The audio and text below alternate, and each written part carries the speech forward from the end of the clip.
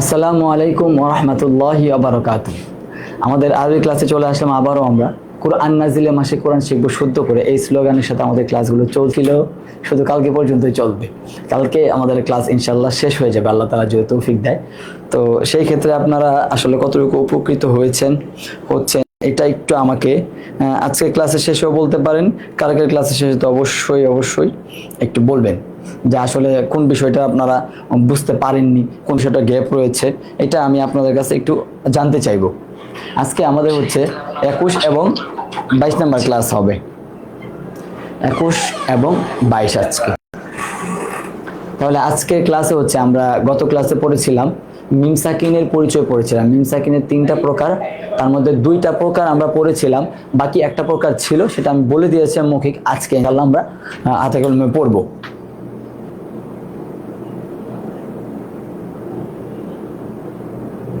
তাহলে সবাই ইনশাল্লাহ রেডি, আমরা আল্লাহ তাআলার কাছে সাহায্য চাই, আমরা ক্লাসটা এখনই শুরু করব।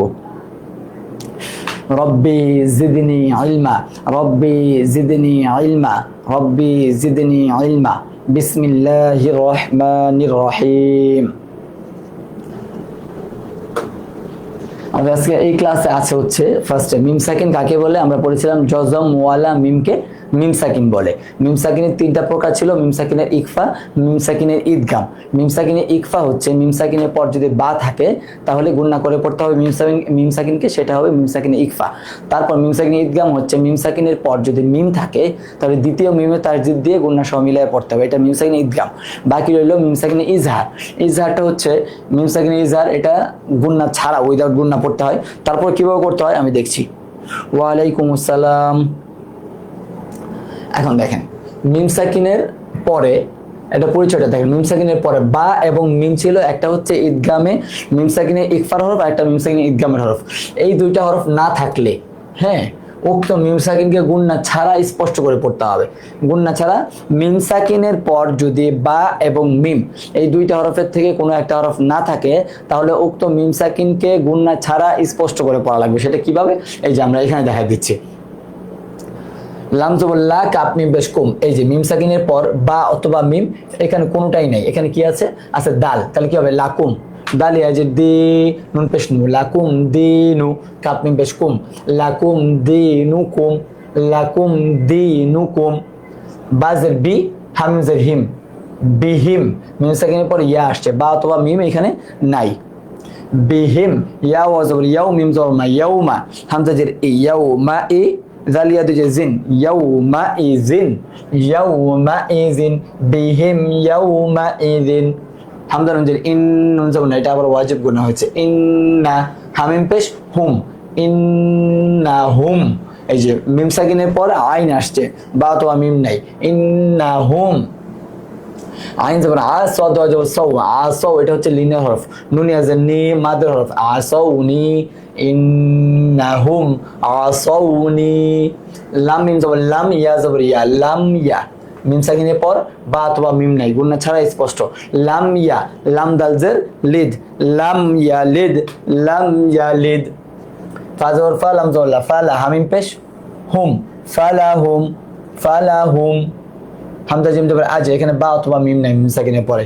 হামজা জিম জবর আজ, কলকলা হরফ, র দুই পেশ রুন, আজরুন, ফালাহুম আজরুন। লাম জবর লা, হামিম পেশ হুম, লাহুম, লাহুম। ফা ইয়াজির ফি, হা জবর হা, ফিহা, লাহুম ফিহা। ফা জবর ফা, লাম মিম জবর লাম, ফালাম, ফালাম। এই যে মিম সাকিনের পর তা, ফালাম, তা জবর তা, জিম জি, তাজি, দাল ওয়াপেশ দু, ফালাম তাজিদু, ফালাম তাজিদু। বাজের বি, হামজা নুন জবর আন, বি আন, নুন জবর না, বি আন্না, হামিম পেশ হুম, বি আন্নাহুম, বি আন্নাহুম। ওয়াফ ওয়াও জবর কও, মিম দুই পেশ মুন, কওমুন, বি আন্নাহুম কওমুন। যদি এখানে মিম সাকিনের পরে বা অথবা মিম থাকতো তাহলে এখানে গুণনা করে পড়তাম, আমরা পড়তাম, কিন্তু এটা না থাকার কারণে গুণনা ছাড়া। বিআন্নাহুম কওমুন, কওমুন। হামজা জবর আল, লাম মিম জবর লাম, আলাম। তা জবর তা, র জবর তার, আলাম তার। লাম জবর লা, কাপ মিম পেশ কুম লাকুম সা জবর সা ওয়া ওয়ালিজ ওয়া সাওয়া বাদু পেশ বুন লাকুম সাওয়াবুন লাকুম সাওয়াবুন মিম নুন জের মিন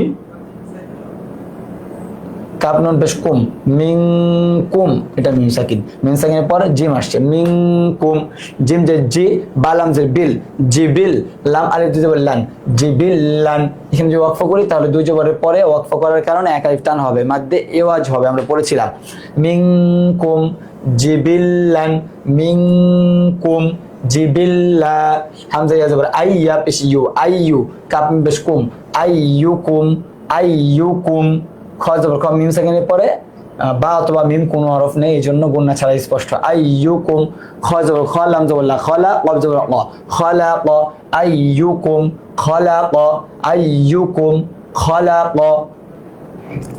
হামজা লাম জবর আল হামিম জবর হাম আল হাম দাল পেশ দু আল হামদু ওয়াও জবর ওয়া হামিম পেশ হুম ওয়া হুম শিন আলিফ জবর শা এটা মাদের হরফ ওয়া হুম শাহাজিরহি ওয়া হুম শাহি দাল ওয়াও পেশ দু এটা মাদের হরফ মাদের হরফে বামের ওয়াকফ হওয়ার কারণে তিন আলিফ টান ওয়া হুম শাহিদুন ওয়া হুম শাহিদুন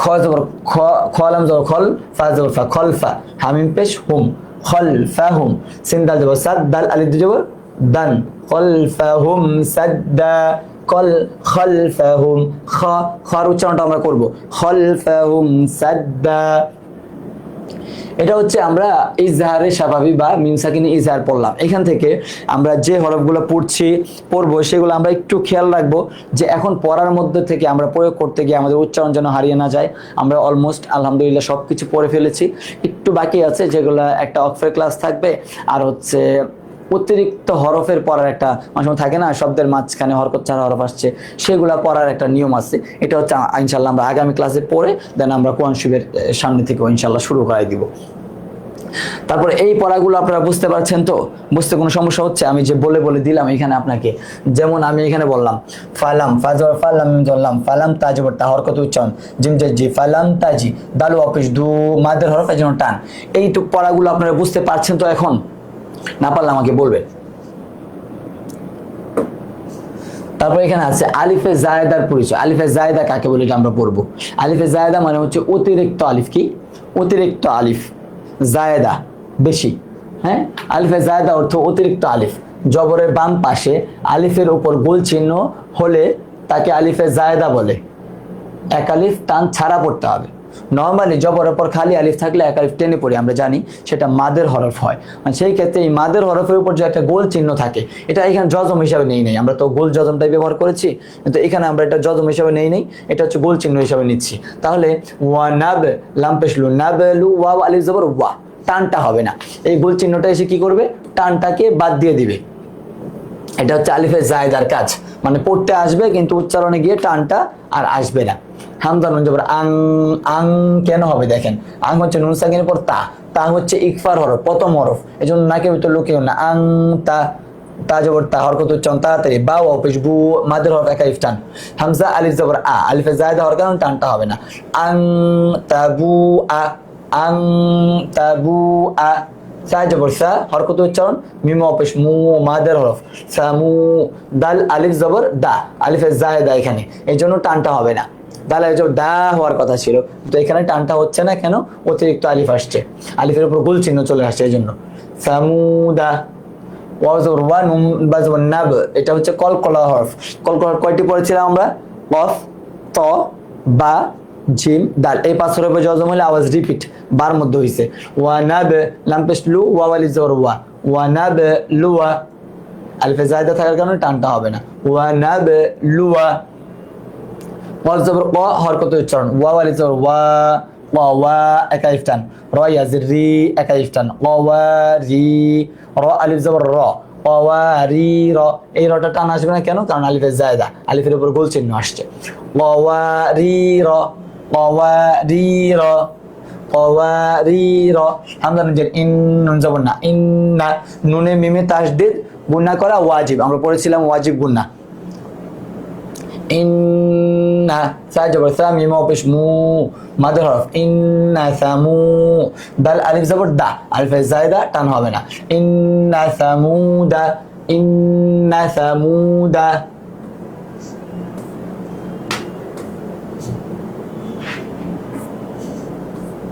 গোল চিহ্ন, আলিফের উপর গোল চিহ্ন থাকলে টানটা হবে না। লাম নুন জবর লান, নুন দাল জবর নাদ, লান নাদ, নুন সাকিনের পর নুন আসছে, এটা ঈদগাম বাগুন না হবে, লান নাদ। আবার এখানে কলকলা, লান নাদ, আইন ওয়া পেশ ও, লান নাদ ও, ওয়া হওয়ার কথা ছিল, এখানে ওয়া ওয়ালিজ ওয়া, এখানে একটু মিস্টেক আসছে, লান নাদ ওয়া, ওয়া টানটা আসবে না আলিফে জায়দার কারণে। ওয়া জবর ওয়া, সা জবর সা, ওয়াসা, মিম ওয়া পেশ মু, মাদের হরফ এক আলিফ টান, ওয়াসা মু, দাল আলিফ জবর দা, ওয়াসা মুদা, ওয়াসা মুদা টান হবে না আলিফে জায়দার কারণে। লাম জের লি, তা তা জবর তাত, লিতাত, লাম পেশ লু, ওয়াও আলিফ জবর ওয়া, লিতাত লুয়া, লিতাত লুয়া।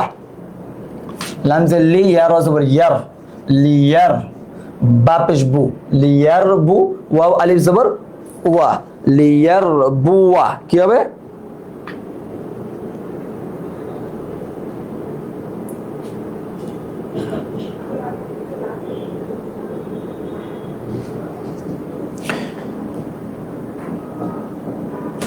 এই যে জজমটা আর গোল চিহ্ন দেখতে একই, এই জন্যই আমি এটা আলাদা করে বলে দিচ্ছি, এই যে মার্ক করে দিলাম যে আলিফে জায়দা কোনটা, আলিফের উপরে যে গোল চিহ্নগুলো আছে সেগুলো গোল চিহ্ন হিসাবে।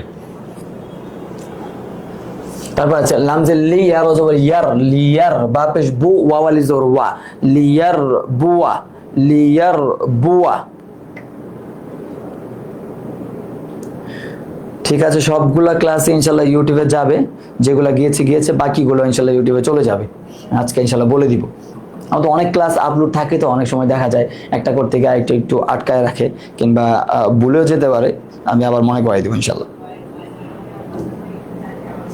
তাহলে আমরা বললাম আলিফে জায়েদার পরিচয় বললাম, এদিকে ইজারের পরিচয় বললাম। ইজার কিভাবে পড়তে হয়? মিম সাকিনের পরে যদি বা আর মিম না থাকে, তাহলে মিম সাকিনকে গুণনা ছাড়া স্পষ্ট করে পড়তে হয়। আর আলিফে জায়েদা হচ্ছে জবরের বাম পাশে খালি আলিফ, হ্যাঁ, মানে মাদের হরফের উপর যদি গোল চিহ্ন থাকে, তাহলে সেই ক্ষেত্রে এটা আলিফে জায়েদা হবে, এক আলিফ টান ছাড়া পড়তে হবে। এই যে পবিত্র কোরআনে আনা আছে, আনা, আনা পড়ার নিয়ম,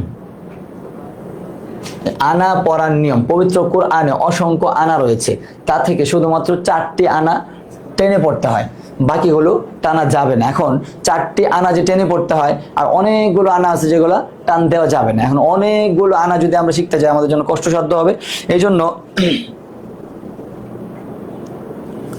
জন্য হচ্ছে আমি যেই 4টা আনা টেনে পড়তে হবে, সেই 4টা আনা এখানে এনেছি। দেখেন, পবিত্র কোরআনে অসংখ্য আনা রয়েছে, তার মধ্যে থেকে শুধুমাত্র এই 4টি আনা টেনে পড়তে হবে, তাছাড়া অন্য কোনো আনা যেগুলা, এই যে আলিফ হামজা বানিয়ে আনা লেখা আছে, আলিফ আনা টানতে মানা, এটার আরেকটা সহজ পরাজয় আমি আপনাদেরকে বলতে চাই। আলিফ আনা টানতে মানা, 4 আনা টানা, মানে আলিফ দিয়ে যে আনাগুলো হয়, এই যে হামজা আ, নুন না, আলিফ দিয়ে আনা কেন বললাম? হরকতের কারণে এটা হামজা হয়েছে। তাহলে আলিফ দিয়ে যে আনাগুলো হবে, সেই আনাগুলো টানতে মানা আছে। শুধু 4টি আনা আমরা টেনে পড়বো, সেই 4টি আনা হচ্ছে এই, হুবহু এরকমই থাকবে কোরআন শরীফের মধ্যে, এরকম থাকলে আমরা টেনে পড়বো, তাছাড়া না। হামজা জবর আ, নুন জবর না, আনা, বা জবর বা, আনা বা, আনা বা, হামজা জবর আ, নুন জবর না, আনা, বা ও পেশ বু, আনা বু, আনা বু, হামজা জবর আ, নুন জবর না, আনা, মিম জের মিল, হামজা জবর লা, আনা মিলা, হামজা জবর আ, নুন জবর না, আনা, সিন ইয়া যে সিয়া জবর ইয়া, সিয়া, আনা সিয়া, আনা সিয়া।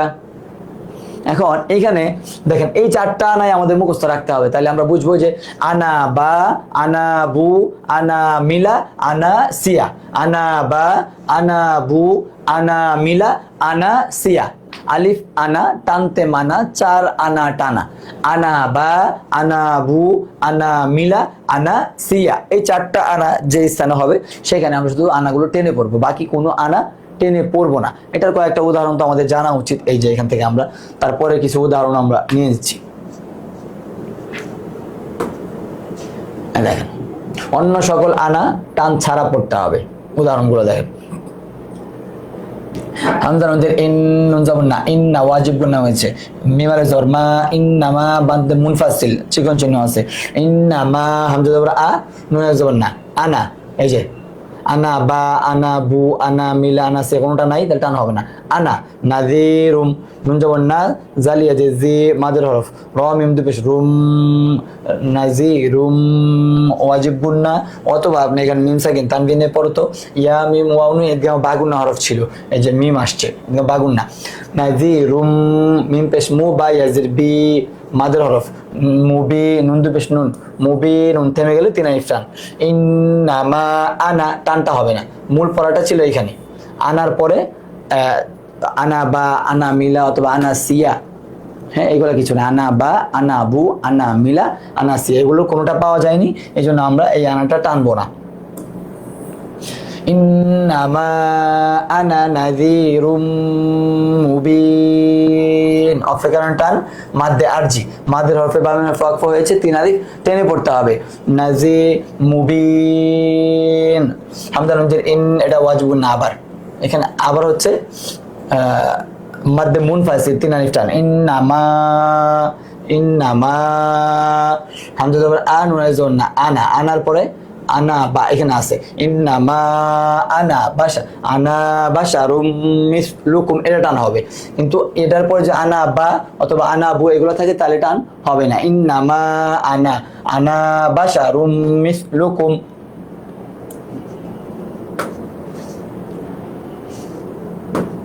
হ্যাঁ আনা বাশারুম মিসলুকুম, হামজা জবর আ নুনের জবর না, আনা, এখানে দেখেন আনা বা আনা বু আনা মিলা আনা সিয়া কোনটা আসে নাই।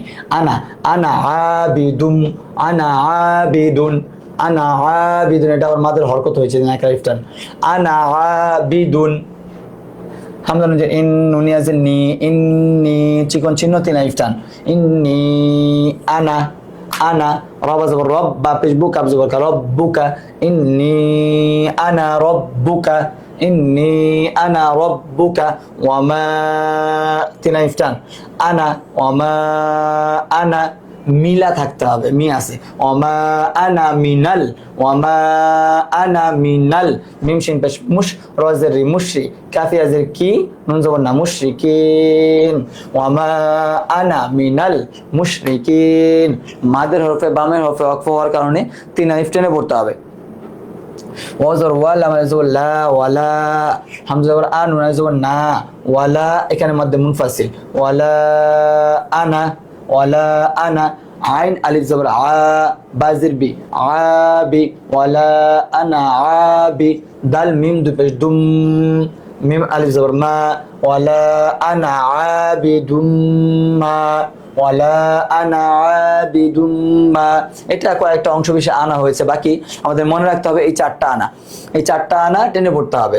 আনা বা আনা বু আনা মিলা আনা সিয়া, আনা বা আনা বু আনা মিলা আনা সিয়া। এখন এখানে আমরা পড়েছিলাম গত ক্লাসে উজু ভাঙার কারণ যে 7টি পড়েছিলাম, এগুলোতে আমরা চলে আসছি। উজু ভাঙার কারণ 7টি কি কি আমরা সবাই পড়েছিলাম, তারপর আবার একটু রিভিশন করি আমরা। এখানে যে 1 নম্বরে আছে পায়খানা বা পেশাবের রাস্তা দিয়ে কোনো কিছু বাইর হওয়া, মুখ বরিয়া। 2 নম্বর আছে মুখ বরিয়া বমি হওয়া, শরীরের কোনো জায়গা হইতে অথবা ক্ষত জায়গা হইতে, শরীরের কোনো জায়গা হইতে রক্ত পুজ পানি বের হয়ে গড়ায় পড়া, থুতুর সঙ্গে রক্তের ভাগ সমান বা বেশি হওয়া, এটা আমি বলেছিলাম কতটুকু কিভাবে হইতে হবে। চিত বা কাত হয়ে হেলান দিয়ে গুম যাওয়া, পাগল মাতাল ও অচেতন হইলে। 7 নম্বরে আছে নামাজে উচ্চ সুরে হাসলে।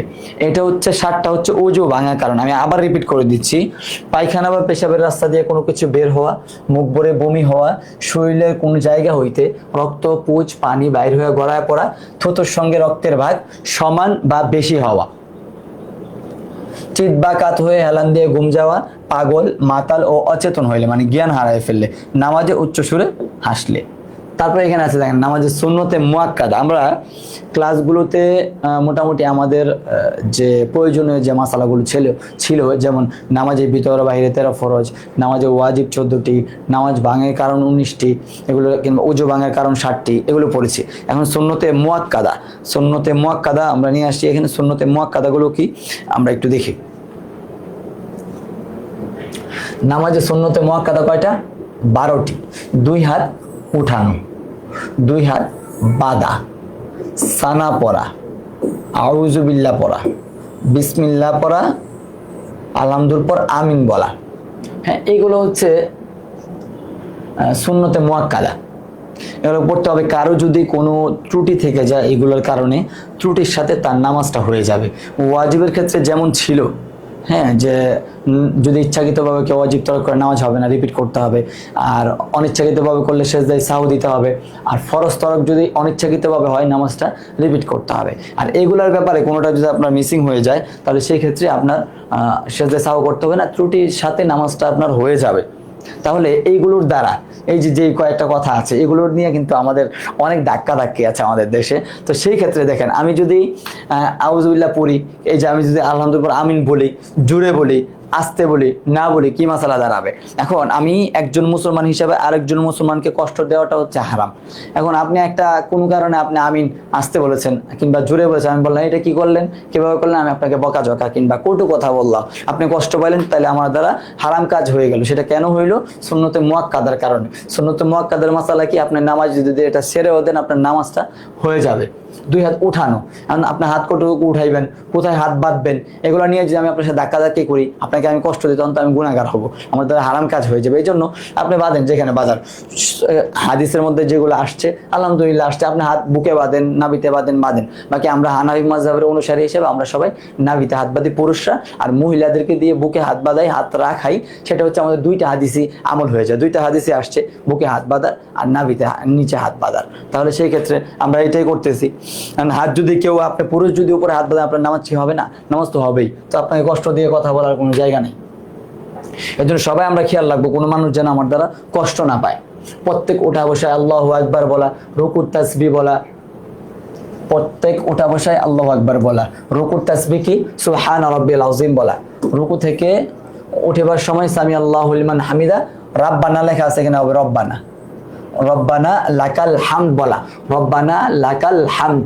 হ্যাঁ, সেজদা তাসবিহ বলা, সুবহান রাব্বিয়াল আ'লা, দুরূদ শরীফ পড়া, দোয়ায়ে মাসুরা পড়া। হ্যাঁ, এগুলো হচ্ছে সুন্নতে মুআক্কাদা। নামাজের সুন্নতে মুআক্কাদা কয়টি? নামাজের সুন্নতে মুআক্কাদা হচ্ছে 12টি। আমি আবার রিপিট করে দিচ্ছি। 2 হাত উঠানো, 2 হাত বাঁধা, সানা পড়া, আউযুবিল্লাহ পড়া, বিসমিল্লাহ পড়া, আলহামদুলিল্লাহ পড়া, আমিন বলা, প্রত্যেক উঠা বসায় আল্লাহু আকবার বলা, রুকুর তাসবিহ বলা, রুকু হইতে ওঠার সময় সামি আল্লাহু লিমান হামিদা, রব্বানা লাকাল হামদ। এটা হচ্ছে আপনি যখন জামাতে নামাজ পড়বেন তখন ইমাম সাহেব বলবে সামি আল্লাহু লিমান হামিদা, আর আপনি বলবেন হচ্ছে রব্বানা লাকাল হামদ। একাকী নামাজ যদি কোনো কারণে পড়তে হয় তখন সেই ক্ষেত্রে আপনি সামি আল্লাহু লিমান হামিদা, রব্বানা লাকাল হামদ 2টাই বলবেন। সেজদার তাসবিহ বলা, দুরূদ শরীফ পড়া, দোয়ায়ে মাসুরা পড়া। তাহলে আলহামদুলিল্লাহ আমাদের 20 নাম্বার ক্লাস এটা শেষ হলো। এখন রইল হচ্ছে হাদিস। আয-যুলমু যুলমাতুন ইয়াউমাল কিয়ামাহ। হ্যাঁ, 21 নাম্বার হাদিস এটা। মানে কি? জুলুম কিয়ামতের দিন ভীষণ অন্ধকার হয়ে দেখা যাবে। জুলুম কি জিনিস? জুলুম কি আপনি চিনেন না? আপনি অন্যায়ভাবে কারো কাছে কোনো কিছু ছিনিয়ে নিলেন, কাউকে দিয়ে অন্যায়ভাবে একটা কিছু আদায় করে নিলেন, কারো কাছ থেকে মানে থাকে না, আপনার শক্তি আছে। এখন দেখেন, আপনার শক্তি আছে, আপনি প্রয়োগ করছেন। হ্যাঁ, এই শক্তি কতদিনের জন্য স্থায়ী থাকবে?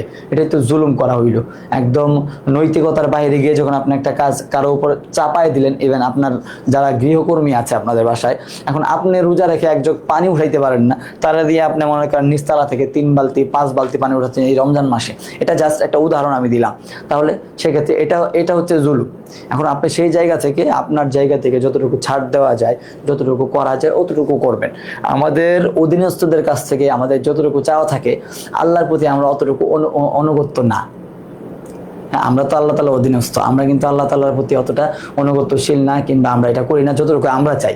তো মিনিমাম এইটা আমাদের করা উচিত যে আমাদের কি বলে, আমাদের আন্ডারে যারা আছে, আমাদের নিচে যারা কাজ করতেছে, আমাদের এমপ্লয়ি হইতে পারে, আপনার বাসার গৃহকর্মী হইতে পারে, তাদের কাছে আপনি কিভাবে আশা করেন? ডাক দেওয়া মাত্র আসবে, বলা মাত্র করবে, এটা না। তো আপনি আল্লাহ তাআলা বলা মাত্র করেন, আল্লাহ তাআলা ডাক দেওয়া মাত্র শুনেন। তো এটা যেন আমাদের মধ্যে চলে আসে। খাবার সামনে আসলে এই দোয়াটা পড়তে হয়, আল্লাহুম্মা বারিক লানা ফিমা রাযাকতানা ওয়া কিনা আযাবান নার।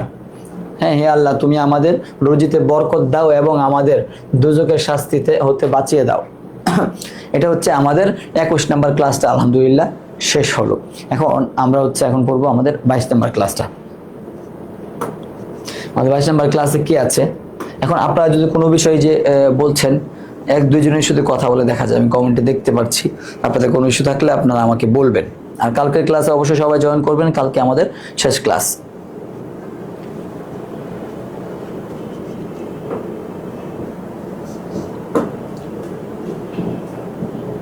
নুনে কুতনি, হ্যাঁ, পবিত্র কোরআনে 2 আয়াতের মাঝে ব্যবহৃত ছোট্ট নুন। এই যে ছোট্ট নুনকে আপনি কোরআন শরীফের মধ্যে দেখবেন, সূরা হুমাযা বের করলে দেখতে পারবেন নুনে কুতনি বলে। এই একটি আয়াতকে অন্য আয়াতের সাথে মিলিয়ে পড়ার সময় নুনে কুতনির ব্যবহার হয়। এখন আপনি যদি কোনো আয়াতকে মিলিয়ে না পড়েন তাহলে নুনে কুতনির ব্যবহারই থাকবে না। তাহলে নুনে কুতনি কখন আসে? 2টা আয়াত, যেমন কুল হুয়াল্লাহু আহাদ, কুল হুয়াল্লাহু আহাদুনিল্লাহুস সামাদ, মানুষ মিলায়ে পড়ে। হাফেজ সাহেবের অনেক ক্ষেত্রে হুমা আল ওয়াইলুল লিকুল্লি হুমাযাতিনিল্লাযী,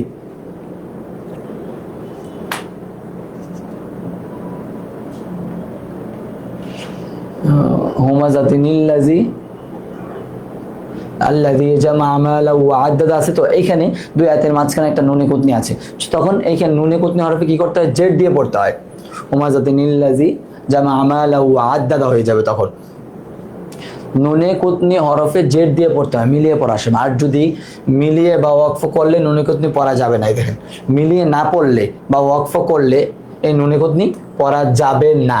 এটা দেখেন, কুল হুয়াল্লাহু আহাদ, এখানে হচ্ছে ছোট্ট একটা নুন থাকবে, হ্যাঁ, এটা আমরা যে দিয়ে কুল হুয়াল্লাহু আহাদ নিল্লাহুস সামাদ হয়ে যাবে মিলায় পড়লে। আর না হলে কুল হুয়াল্লাহু আহাদ আল্লাহুস সামাদ এটা থাকবে। এই যে ওয়াইলুল লিকুল্লি হুমাযাতিল লুমাযা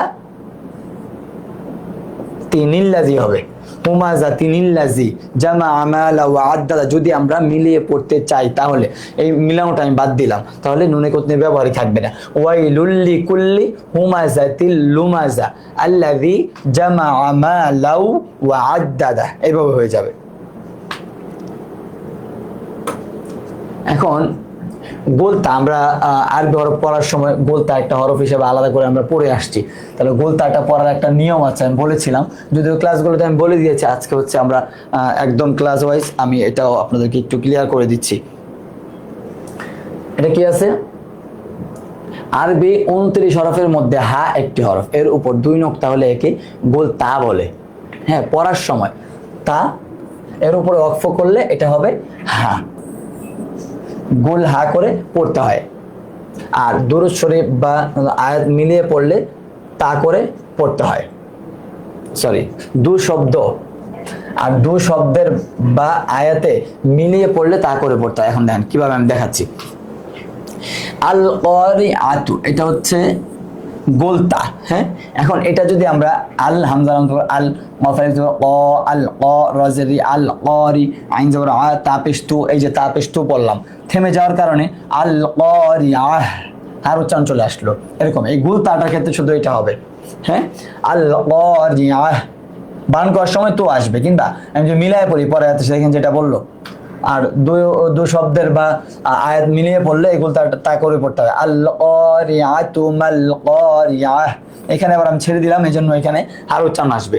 এটা বানান করার সময় তা পড়তে হবে, মিলিয়ে পড়লে তা পড়তে হবে। এটাতে ওয়াকফ করলে এগুলো তার মধ্যে সেটা হার উচ্চারণ দিবে। যেমন আল ক্বারিআহ, আল ক্বারিআহ, মাল ক্বারিআহ, মাল ক্বারিআহ, ওয়া মা আদরাকা মাল ক্বারিআহ। এই দেখেন, ক্বারিআ থেমে গেলে হার উচ্চারণ আল ক্বারিআহ, মাল ক্বারিআহ, ওয়া মা আদরাকা মাল ক্বারিআহ। এখন যে আমরা মিলায়া পড়ি তাহলে তার উচ্চারণ করতে হবে আল ক্বারিআতু মাল ক্বারিআতু ওয়া মা আদরাকা মাল ক্বারিআহ। এখানে ওয়াকফ করার কারণে আবার এখানে কিন্তু হার উচ্চারণ করলাম। বিষয়টা বুঝতে পেরেছেন? গোল হা পড়ার নিয়মটা। আল ক্বারিআহ, আল ক্বারিআহ, মাল ক্বারিআহ, থেমে গেলে এইভাবে হার উচ্চারণ হয়ে যাবে। ওয়া মা আদরাকা মাল ক্বারিআহ, মিলায় পড়লে তার উচ্চারণ করতে হবে আল ক্বারিআতু মাল ক্বারিআতু ওয়া মা আদরাকা মাল ক্বারিআহ। এটা হচ্ছে গোল হা পড়ার নিয়ম।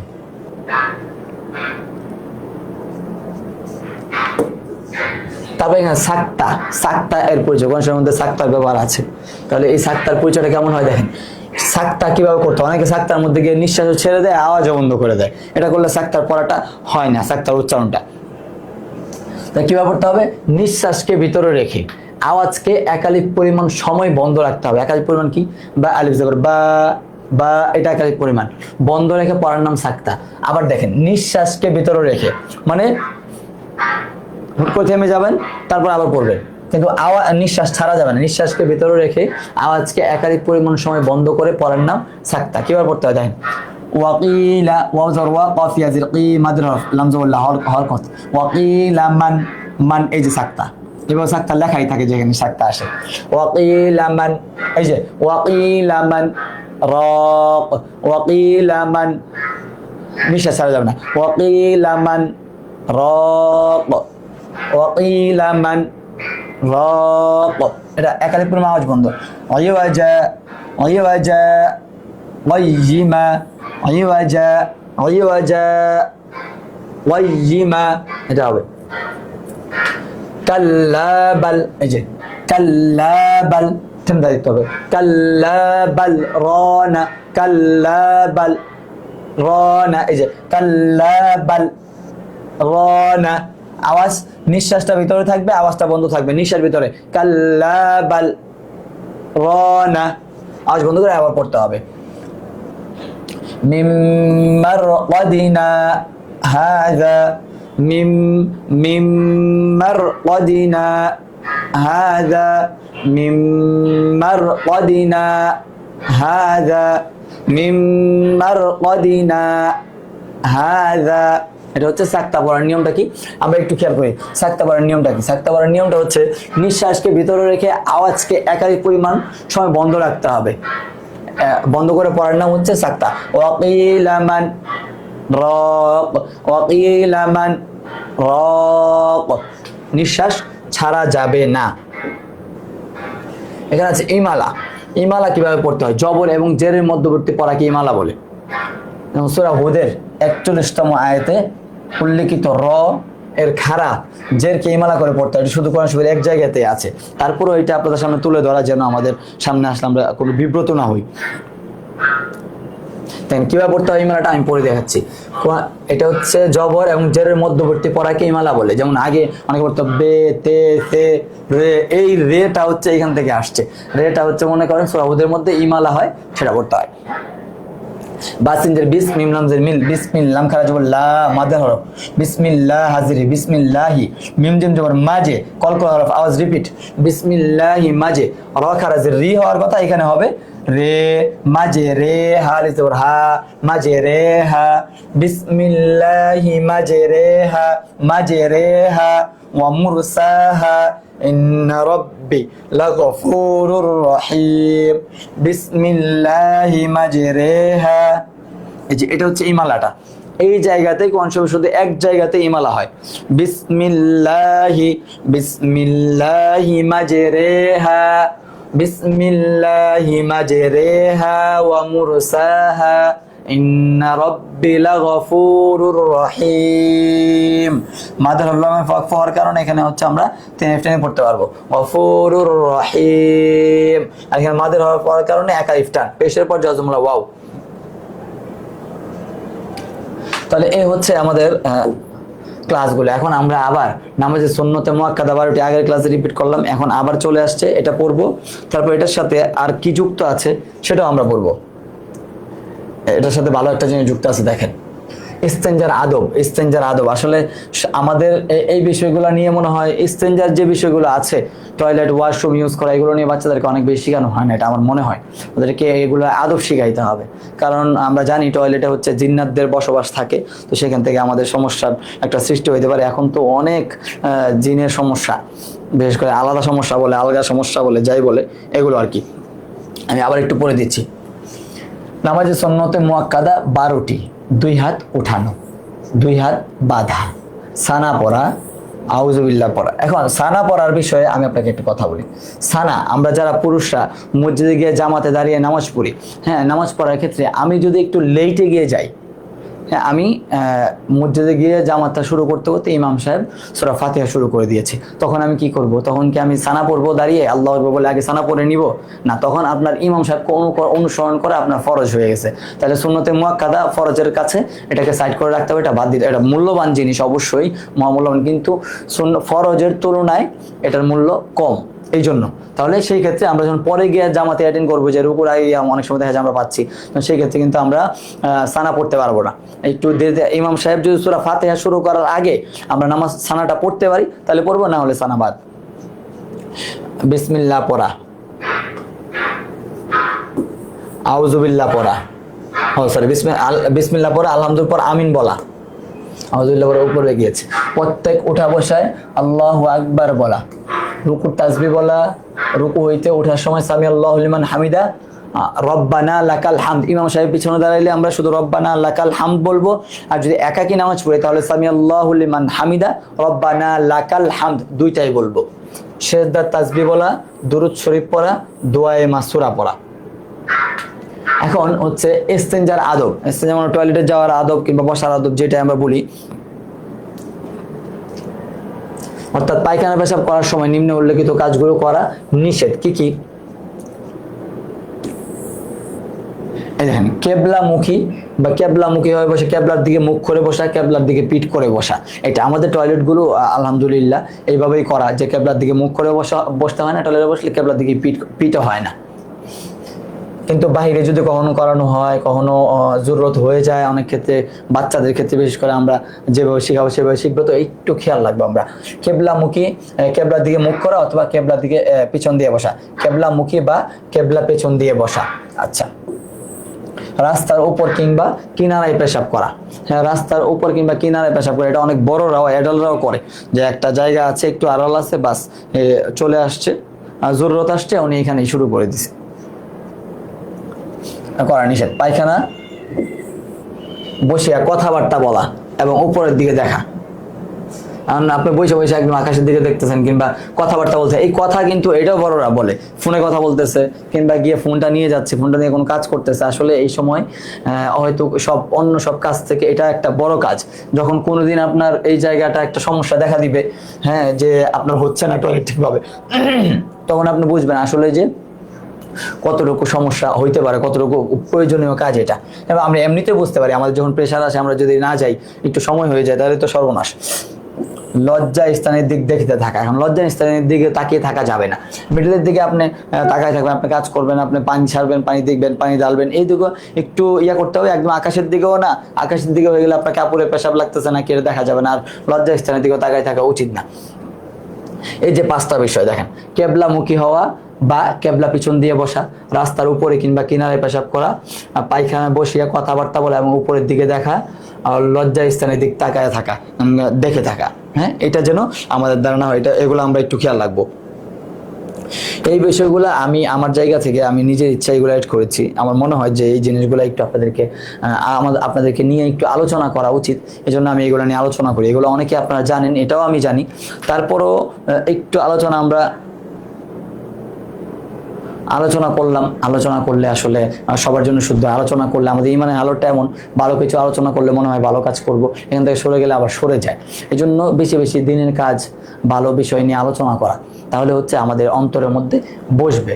আর এটলিস্ট প্রত্যেক দিন যদি আপনার একটা হাদিস, একটা আয়াত কোনো একটা বই থেকে, ভালো একটা বই থেকে, আহকাম জিন্দিগি আছে, আহকাম নিসা আছে, আরও এরকম অনেক বই আছে ফাজাইলের, বইগুলো যদি পরিবারকে নিয়ে 5 মিনিট 10 মিনিট একটু বসে পড়তে পারেন, আলহামদুলিল্লাহ এটার একটা বড় ফায়দা আছে।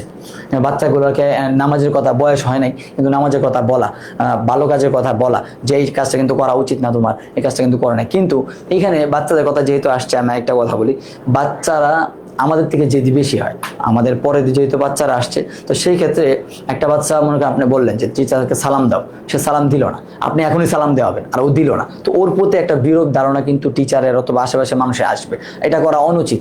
আপনি কিন্তু আপনার বাচ্চাকে বুঝতে পারেন যে এখন ওরে বললাম, ওর না বলার টোন অথবা ধরন দেখে আপনি বুঝবেন ও এখন বলবো কি বলবে না, তাকে ওকে সাইড করে রাখবেন, কিন্তু ওকে একদম এটা ছেড়ে দেওয়া যাবে না। ও যখন আপনার সাথে আবার কোনো ভালো একটা মুড নিয়ে আসবে, তখন ওই কথাটা মনে রেখে ওর মাথায় দিতে হবে যে বাবা তুমি কিন্তু আজকে এই কাজটা ঠিক করো না, তোমাকে আমি বলেছিলাম সালাম দিয়ে তুমি সালাম দাও না, অথবা তোমাকে বলেছিলাম যে এই কাজটা না করতে তুমি করে ফেলছো। এই বিষয়টা হচ্ছে আমাদের ওদের মাথায় দেওয়া লাগবে।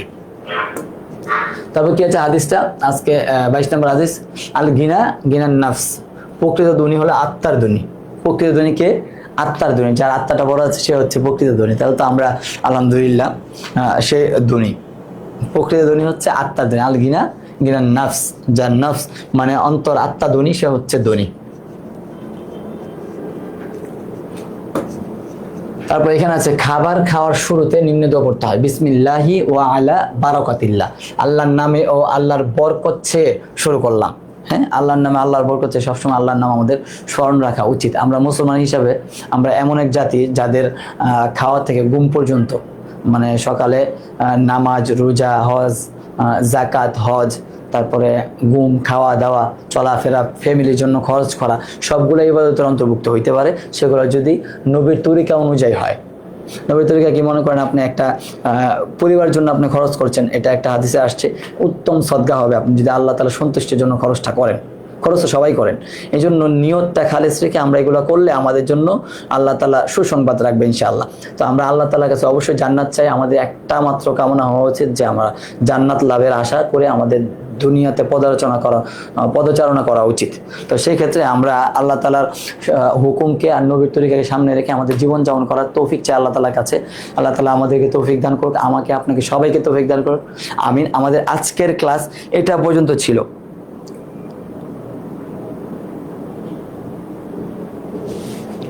হ্যাঁ, এটা হচ্ছে বিষয়। আমি আপনাদের কমেন্টের উত্তরগুলো দিব ইনশাল্লাহ, কিংবা অফিস থেকে দেবে যেগুলো না দেয় আমি ইনশাল্লাহ দিয়ে দিব, পড়া রিলেটেড যেগুলো থাকবে। সবাই ভালো থাকবেন, সুস্থ থাকবেন ইনশাল্লাহ। আমাদের আগামী ক্লাসে আমাদের ইনশাল্লাহ ক্লাসগুলো শেষ হবে এইবার রমজানের এইবারের মতো। এই রমজানের যে কোরআন নাজিলের মাসে কোরআন শিখবো শুদ্ধ করে যে ক্লাসটি আমরা শুরু করছিলাম, ক্লাসগুলো আগামীকালকে এগুলো শেষ হয়ে যাবে। একদম কোরআন থেকে আমরা সবক নিয়ে শুরু করবো, একদম কোরআনটা শুরু করাই দিব আগামীকালকেই। পড়তে পারছেন কিনা আপনারা আমাদেরকে একটু রেসপন্স করে জানাবেন, তাহলে আমাদের কাছে ভালো লাগবে। সবাই ভালো থাকবেন, সুস্থ থাকবেন। আসসালামু আলাইকুম ওয়া রাহমাতুল্লাহি ওয়া বারাকাতুহু।